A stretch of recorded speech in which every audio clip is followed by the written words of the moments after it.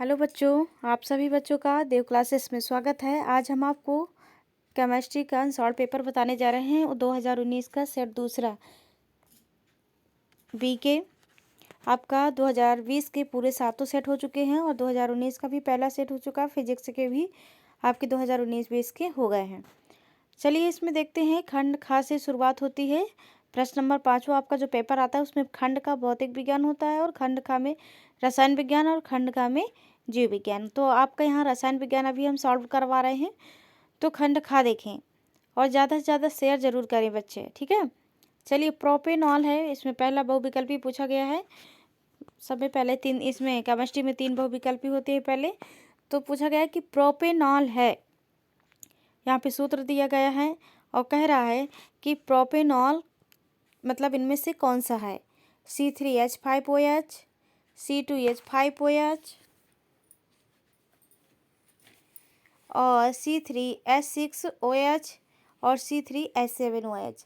तो यहाँ पे तो इसका साफ मतलब है कि C3 वाला 3 कार्बन वाला प्रोपेन होता है और इसमें एक एल्किल समूह लग जाएगा, OH लगा हुआ है।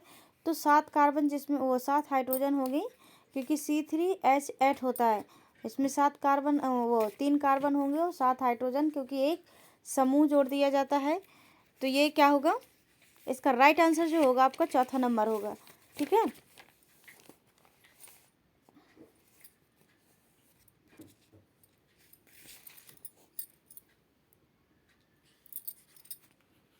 चलिए अभी इसको देख लेते हैं, 1 मिनट।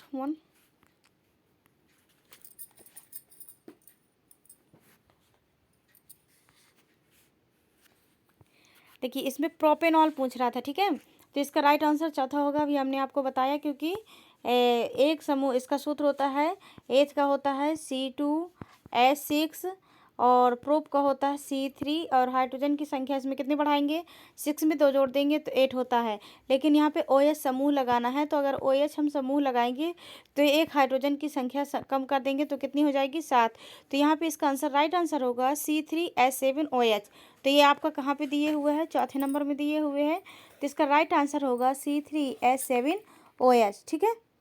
अगला प्रश्न है इसमें, खाद्य पदार्थों को सुरक्षित रखने के लिए डिब्बों में जिंक के स्थान पर टिन का लेपन होता है, क्योंकि हाँ, खाद्य पदार्थों को सुरक्षित रखने के लिए टिन का लेपन होता है, किस लिए, ये देखेंगे। इसमें पहला ऑप्शन है जिंक अपेक्षाकृत कम अभिक्रियाशील है, जिंक अपेक्षाकृत कम अभिक्रियाशील है। दूसरा है टिन अपेक्षाकृत कम अभिक्रियाशील है और तीसरा है जिंक का गलनांक कम होता है और चौथा है टिन का गलनांक कम होता है, ठीक है। ये आपके 4 ऑप्शन है। तो इसमें से ये देखना कि खाद्य पदार्थ के पूरे बारे में पूछ रहा है। तो यहाँ पे जिंक से हमें लेना देना नहीं है क्योंकि यहाँ पे टिन के बारे में पूछ रहा है, तो हमें टिन के बारे में बताना है, ठीक है। चलिए देखते हैं आगे इसमें क्या है। ये खाद्य पदार्थों को सुरक्षित रखने के लिए डिब्बों में जिंक के स्थान पर, ये कह रहा है जिंक के स्थान पर टिन का लेपन करते हैं, क्यों। तो यहाँ पे हमें जिंक के स्थान पर करते हैं टिन का लेपन, इसलिए हमें जिंक से तो मतलब ही नहीं है। तो पहला नंबर जिंक से संबंधित है तो रॉन्ग है, और तीसरा वाला भी जिंक से संबंधित है, ये भी रॉन्ग है। और चौथा और दूसरा आपका कह रहा है क्या, टिन अपेक्षाकृत कम अभिक्रियाशील है और टिन का गलनांक कम होता है। तो यानी टिन के गलनांक कम होने से कोई लेना देना नहीं है। यहाँ पे टिन अपेक्षाकृत कम अभिक्रियाशील होता है, जिससे खाद्य पदार्थों को सुरक्षित रखने के लिए डिब्बों में जिंक के स्थान पर किसका लेपन किया जाता है, टिन का लेपन किया जाता है। तो इसका राइट आंसर होगा आपका दूसरा, टिन अपेक्षाकृत क्या है, कम अभिक्रियाशील है। अगला क्वेश्चन देखेंगे, बेकिंग पाउडर को गर्म करने में कौन सी गैस निकलती है। ये हमने कई बार रिएक्शन भी आपकी कराई है कि बेकिंग पाउडर को गर्म करने पर कौन सी गैस निकलती है। जब बेकिंग का पाउडर की क्रिया कराएंगे उस तो हमारा ये पहला है CO कार्बन मोनोऑक्साइड, ये भी नहीं होगा आपका। और ये Na2CO3 कोई गैस नहीं है, ये पाउडर है। और O2 गैस भी नहीं निकलती। आपका क्या बचा, CO2।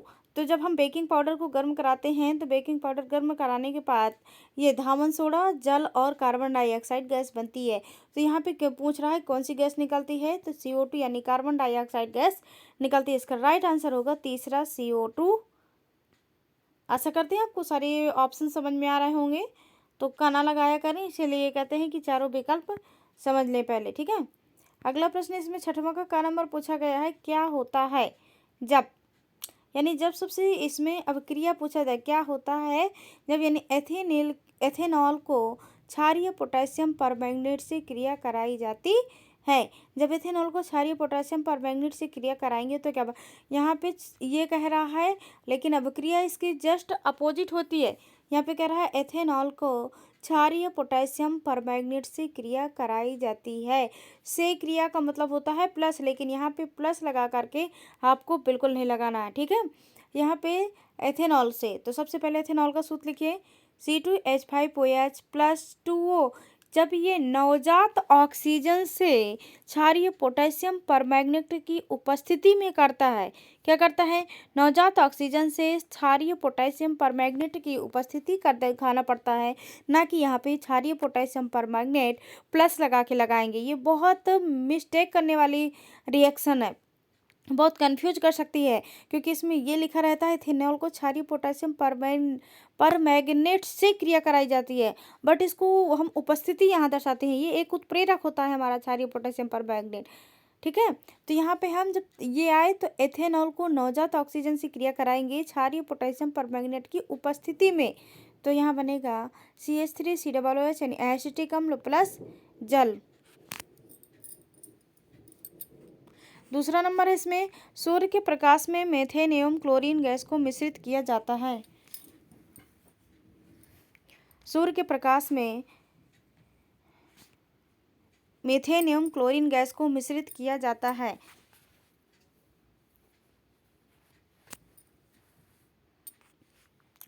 तो सूर्य के प्रकाश में मेथेन में कौन सी गैस मिलानी है, क्लोरीन गैस मिलानी है। तो यहाँ पे क्लोरीन से क्रिया कराएंगे, CH4 प्लस Cl2।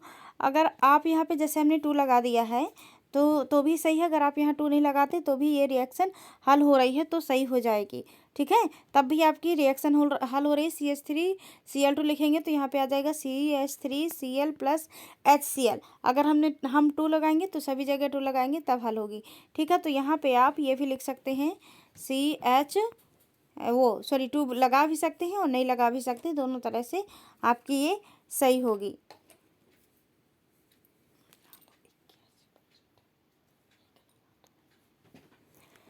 ठीक है, तो अगला आपका नंबर है नंबर, कॉपर ग्लास के अयस्क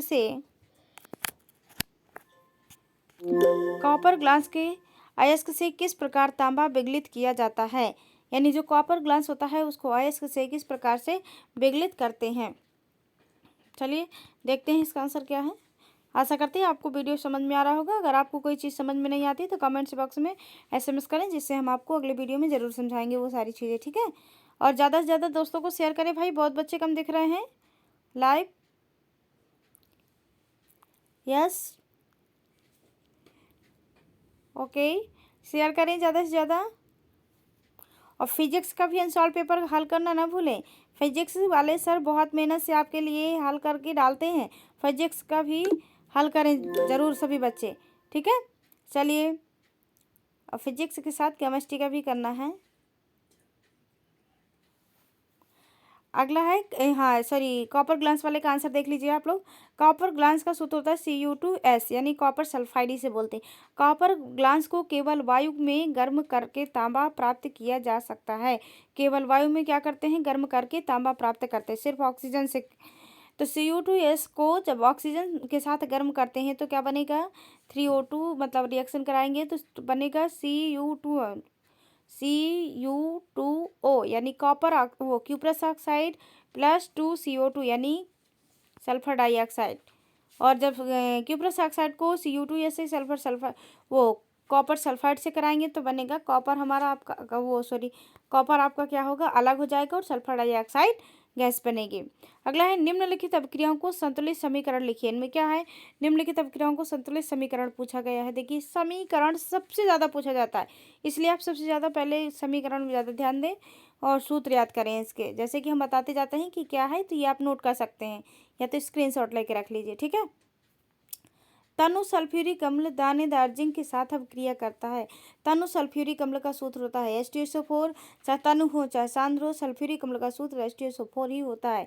जिंक के साथ, दानेदार जिंक से मतलब नहीं है, यहाँ जिंक ही लिया जाता है, चाहे दानेदार हो चाहे रवादार हो, आपका जैसा भी दे दे, लेकिन जिंक का सूत्र ZN ही होगा। बहुत बच्चे कंफ्यूज हो जाते हैं कि दानेदार जिंक क्या है। दानेदार जिंक से लेना देना नहीं है, आपका जिंक का सूत्र ही दानेदार जिंक होता है, ठीक है। तो यहाँ पे जिंक से जब क्रिया कराएंगे तो क्या बनेगा, ZnSO4 प्लस H2 यानी हाइड्रोजन गैस बनेगी, और ZnSO4 जिंक सल्फेट बनेगा, ठीक है। दूसरा है तनु हाइड्रोक्लोरिक अम्ल एल्यूमिनियम चूर्ण के साथ अभिक्रिया करता है। क्या करता है, एल्यूमिनियम चूर्ण के साथ अभिक्रिया करता है। एल्यूमिनियम चूर्ण का सूत्र होता है Al, चूर्ण आ गया तो कंफ्यूज ना हो, यहाँ पे एल्यूमिनियम के बारे में ही बताना है। Al plus 6HCl after reaction 2AlCl3 बनेगा, यानी एल्युमिनियम ट्राइक्लोराइड या एल्युमिनियम क्लोराइड भी कहते हैं, प्लस 3H2 आपकी हाइड्रोजन गैस इसमें भी बनेगी। आशा करते हैं आपको वीडियो समझ में आ रहा होगा। चलिए आगे अगला क्वेश्चन देखते हैं। अगला है इसमें खा नंबर, खा में दो दिए हुए हैं, पहला और दूसरा। तो खा का पहला देखेंगे, कार्बन के कौन से दो विशिष्ट गुणधर्म हैं जिनके कार्बन असंख्य यौगिक बना सकता है। यानी कार्बन में ऐसे कौन कौन से गुण पाए जाते हैं कि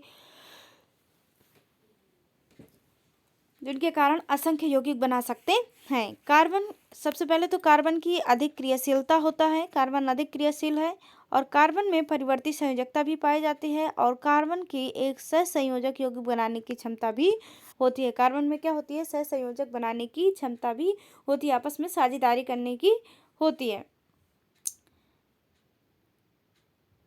इसलिए इसको असंख्य यौगिक बना सकते हैं।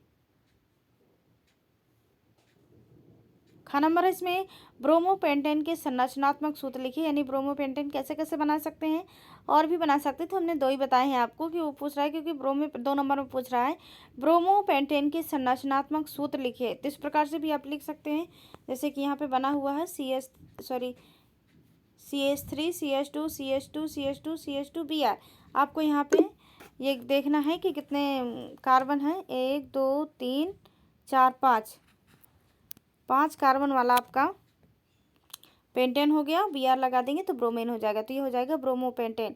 उसी प्रकार से यहाँ पे CH3 CH2 CH CH2 CH, और यहाँ पे नीचे Br लगा देंगे तो ये हो जाएगा 2 ब्रोमोपेंटेन। यहाँ पे 1 ब्रोमोपेंटेन था और यहाँ पे 2 ब्रोमोपेंटेन है, ठीक है। अगला क्वेश्चन है, मेंडलीफ की आवर्त सारणी किस नियम पर आधारित है। मेंडलीफ की आवर्त सारणी परमाणु द्रव्यमान के बढ़ते क्रम पर आधारित है। किस पर आधारित है, परमाणु द्रव्यमान को उन्होंने जो बढ़ते हुए क्रम पर रखा है उस पर आधारित है। अगला क्वेश्चन है, सफाई अथवा अपमार्जक की सफाई प्रक्रिया किन समूहों पर आधारित है, यानी ये किन समूहों पर आधारित है। चलिए इसका आंसर देखते हैं। अपमार्जक की सफाई अभिक्रिया 2 भागों पर आधारित है। पहला है अध्रुवीय हाइड्रोकार्बन भाग, दूसरा है ध्रुवीय जल को आकर्षित करने वाला सल्फोनेट यानी SO3Na भाग, ठीक है। अगला है निम्नलिखित पर संक्षिप्त टिप्पणी लिखे। साबुनीकरण, ये भी आपका 2020 में भी आया था, फिर से बता रहे हैं, 2020 में भी आया था कई बार। देखिए साबुनीकरण, उच्च वसीय अम्लों के सोडियम एवं पोटेशियम लवण साबुन कहलाते हैं। साबुन मृदु जल के साथ अधिक और कठोर जल के साथ कम झाग उत्पन्न करते हैं।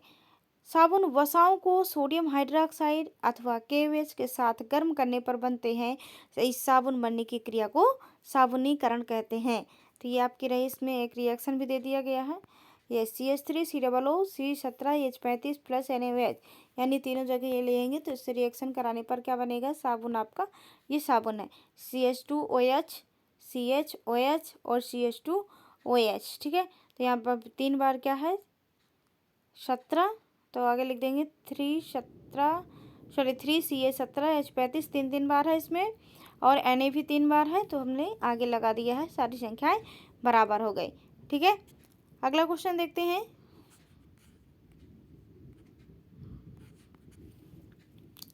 चलिए अगला क्वेश्चन देखते हैं। बहुत बच्चे अभी अनसॉल्व पेपर हल नहीं कर रहे। अगला है दूसरा है सजातीय श्रेणी। समान क्रियात्मक समूह वाले यौगिकों को जब उनके बढ़ते या घटते हुए अणुभार के क्रम में रखा जाता है तो प्राप्त श्रेणी को सजातीय श्रेणी कहते हैं। यानी कोई भी मान एक लाइन से अगर रखा जाता है तो उसमें एक श्रेणी सी बन जाती है कि यहाँ से ऐसा प्राप्त हो रहा है, तो वह श्रेणी क्या कहलाएगी? सजातीय श्रेणी कहलाएगी। और दो क्रमागत सदस्यों यानी जैसे ही लाइन क्रम से चली आएगी तो दो क्रमागत सदस्यों के बीच में CH2 का अंतर होता है, जैसे कि methane, ethane, propane, butane, pentane आदि कुछ भी कर सकते हैं। तो CH4 में C एक कार्बन है और 4 हाइड्रोजन है। एथेन में इसी प्रकार से 2 कार्बन और 6 हाइड्रोजन यानी एक कार्बन और बढ़ गया और 2 हाइड्रोजन बन गए, ये इसलिए कह रहा CH2 का अंतर होता है। तो ये आपकी रही सजातीय श्रेणी। ये भी 2020 में ये मोस्ट इंपॉर्टेंट है, 2020 में लगभग हर सेट में पूछी गई है। यह अगला है प्लास्टर ऑफ पेरिस बनाने की विधि तथा एक उपयोग लिखिए। अभी ये 2019 का पहला सेट जो डाले हैं उसमें भी ये प्रश्न पूछे था। प्लास्टर ऑफ पेरिस देख लीजिए। प्लास्टर ऑफ पेरिस बनाने की विधि। प्लास्टर ऑफ पेरिस जिप्सम को 120 से 130 डिग्री सेल्सियस पर गर्म करने से प्लास्टर ऑफ पेरिस बनता है। क्या है? जिप्सम को 120 से 130 डिग्री सेल्सियस पर गर्म करने से प्लास्टर ऑफ पेरिस बनता है। जैसे CuSO4 × 2H2O, आगे 2 लगा देंगे। 120 से 130 डिग्री सेल्सियस पर गर्म करेंगे तो क्या बनेगा? CaSO4 का होल ट्वाइस × H2O। ये है आपका प्लास्टर ऑफ पेरिस, इसे POP भी बोलते हैं। प्लस आपके 3H2O जल के अणु बचेंगे। अगला क्वेश्चन है अगला क्वेश्चन कह रहे हैं, इसमें अगली हेडिंग उपयोग भी पूछ रहा था तो देख लेते हैं। उपयोग। प्लास्टर ऑफ पेरिस का उपयोग डॉक्टर टूटी हुई हड्डियों को लिए जोड़कर सही जगह पर स्थिर रखने के लिए भी किए जाते हैं और मूर्ति तथा खिलौने बनाने के लिए भी करते हैं। ये हम आपको वैसे बता दे रहे हैं कि और भी उपयोग इसका है। मूर्ति तथा खिलौने बनाने में भी प्लास्टर ऑफ पेरिस का उपयोग करते हैं और टूटी हुई हड्डियों को स्थिर रखने के लिए भी, स्थिर सही करने के लिए भी किया जाता है। और ये उसमें पूछा था रिएक्शन, तो आपका इसमें रिएक्शन भी आ गया है। CuSO4 अगर उपयोग में रिएक्शन पूछता है तो आप ये करेंगे। 2019 में उपयोग के साथ रिएक्शन पूछा गया था तो किए गई थी, यहाँ पे नहीं पूछ रहा है तो आप ज़रूरी नहीं है, कर देंगे तो भी कोई गलत बात नहीं है। ठीक है, ये जल के साथ क्रिया करके जिप्सम बनाता है। अगला क्वेश्चन उसमें क्या है, चलिए देख लेते हैं।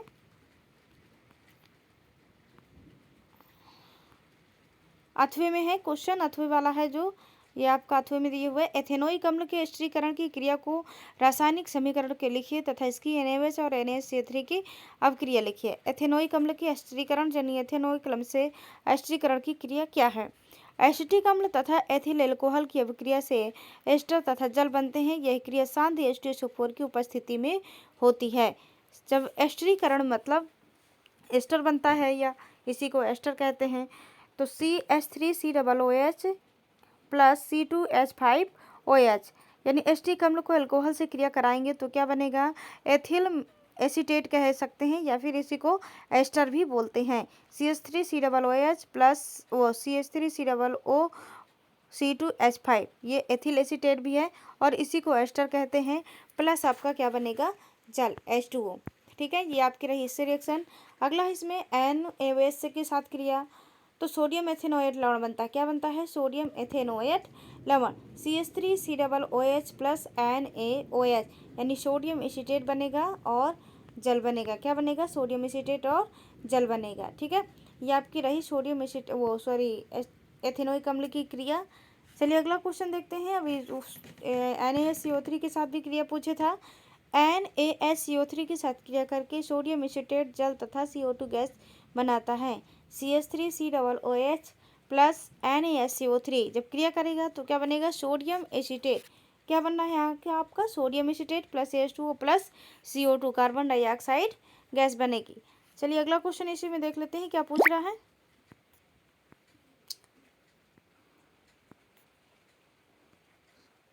जो वो आपका का नंबर था भी एथेनोइक अम्ल वाला, इसमें खा नंबर भी पूछे है। ठीक है, ये आपका खा नंबर है। खा नंबर में पूछा गया है कि धावन सोडा बनाने का रासायनिक समीकरण तथा इसका उपयोग भी लिखिए।